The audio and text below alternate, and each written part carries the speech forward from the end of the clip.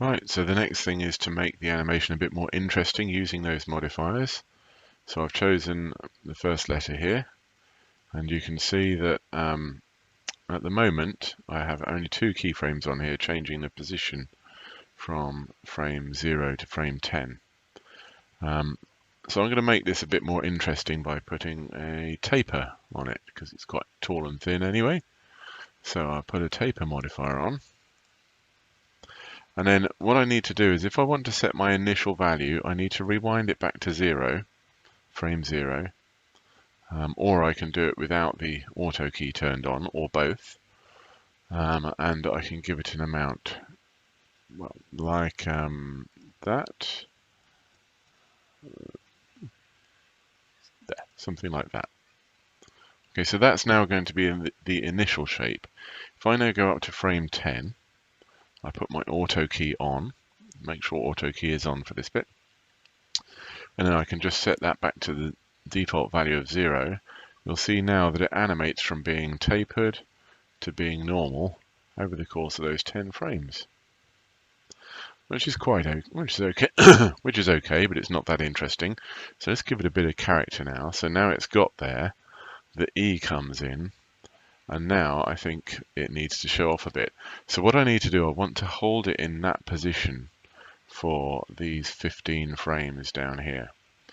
In order to hold it in position, I need to have another keyframe with the same value here.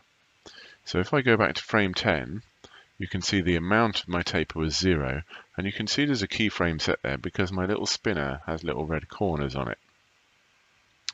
If I go to frame 25, then I could just give this a quick up and down on the spinner, just to also give it another 0. You can see now it has another keyframe. You can see it down here as well. Now, because they're the same value, there's going to be no change in the animation of that K between those frames.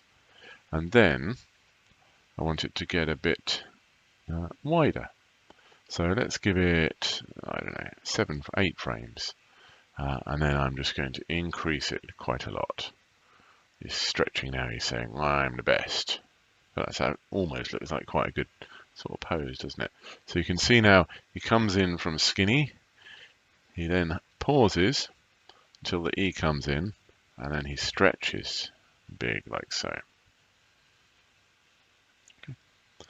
Let's play that back in real time to see what it actually looks like. And remember, this is the camera view over here in the bottom left. So I play it through while watching the camera view. You can see that you don't really see the taper coming in because I started the taper too early. So if I go back here, it's actually not really visible properly in the viewport until frame 5. So I can take my taper value and I can turn it back up to 1, or I think it was about 1, minus 1, wasn't it? No, turn it down to about there. That's what it was. And now it'll stay like that, and then it'll get bigger as it comes in. Let's see if we can see that on the animation. Yeah, it's still pretty subtle, but that's okay. So I might also decide to have it spinning a little bit as it comes in. You don't have to limit yourself to modifiers. You can put in new rotation or position keyframes at any time as well. So what I'm going to do is I'm actually going to go back to frame 0. I'm going to start it facing backwards. And then by the time it comes in on frame 10, maybe just a little bit later, just to make it a bit more obvious, I'm going to spin it round so it's facing the right way. Let's see what that looks like. Okay.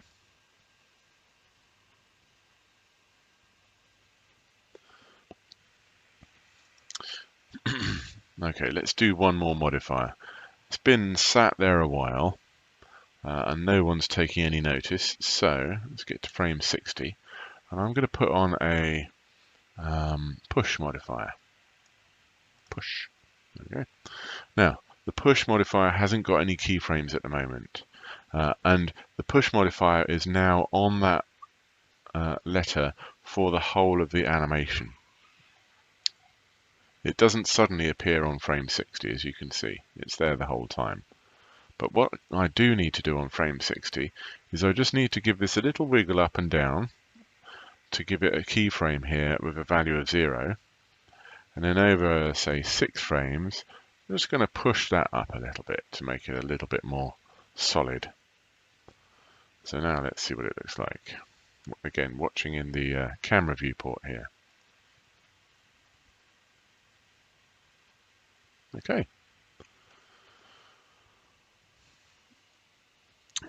Now you can do the same kind of thing with all of these letters here.